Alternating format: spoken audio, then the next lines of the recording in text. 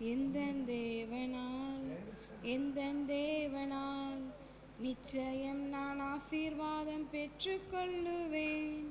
உந்தன் வசனம் கை கொள்ளுவேன். நான் உந்தன் வழிகளில் நான் நடந்திடுவேன்.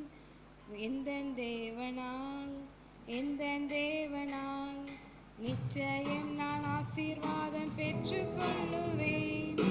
உந்தன் வசனம் கை கொள்ளுவேன். நான் உந்தன் வழிகளில் நான் நடந்திடுவேன்.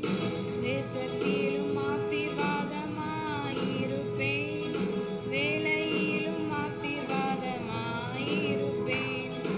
தேசத்திலும் ஆசீர்வாதமாயிருப்பேன், வேலையிலும் ஆசீர்வாதமாயிருப்பேன்.